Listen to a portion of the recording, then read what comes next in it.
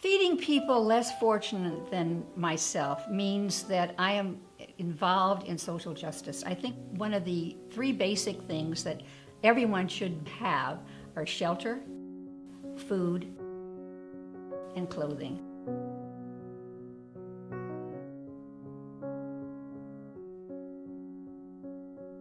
The economies have changed. There's so many more poor people. There's a bigger variety of people that are in need. Most of the people I know have enough that they can share. There's definitely a community of people serving at the table. We have about 40 organizations that serve, and every organization takes at least one day a month.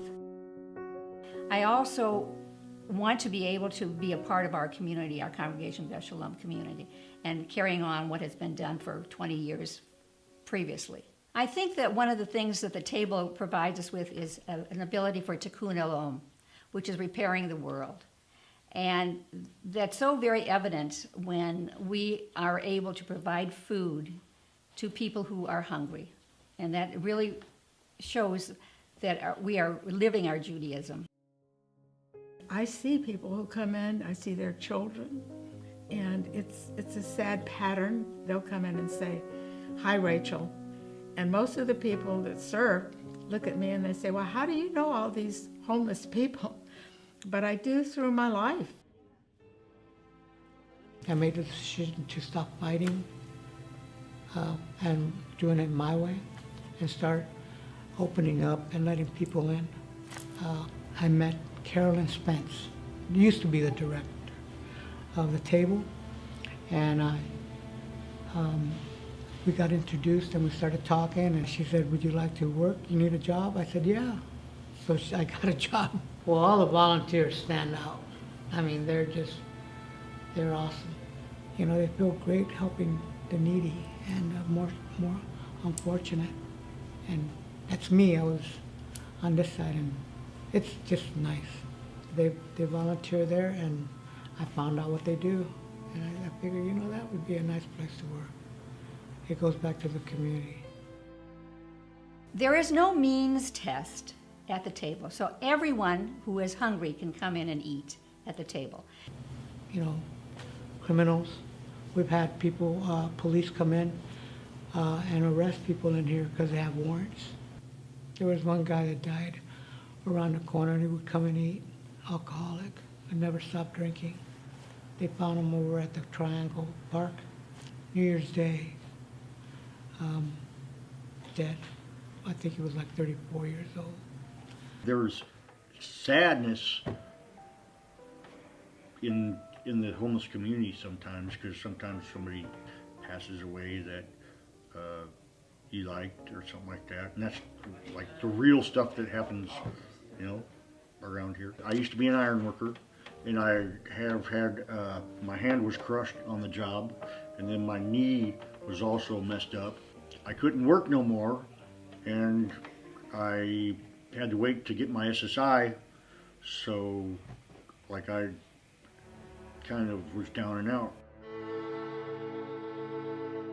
So I did have my share of being in down, where I did drugs, I did some drinking.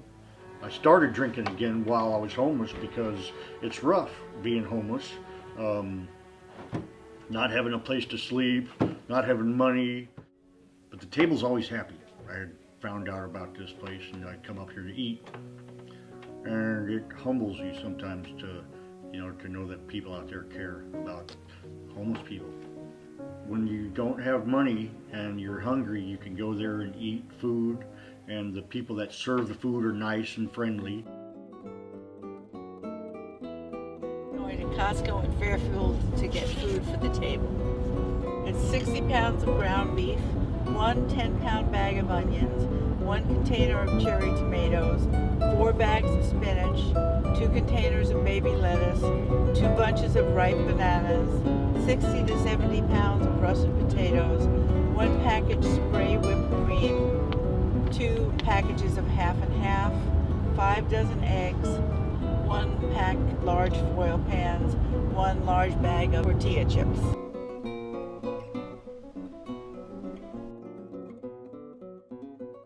like going, it's like the family at the dinner table. Well, they have good food, but like Meatloaf Monday is the best.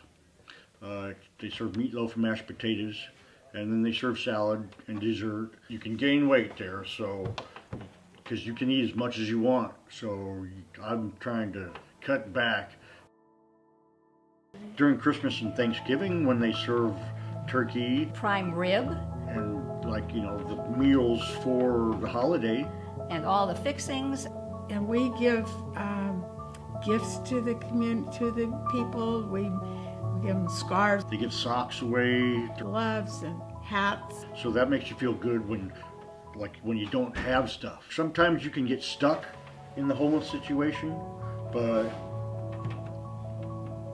I'm hoping that I'll get out of it pretty soon. When you provide food for people, you're giving them dignity. You're giving them a chance to survive. Many of the people that we see at the table are on the streets. They have no homes, they have no cars, they have no family, they have no support system. And when they come in to the table, we are providing family for them. And it's a very good feeling. I have met so many good people through being homeless.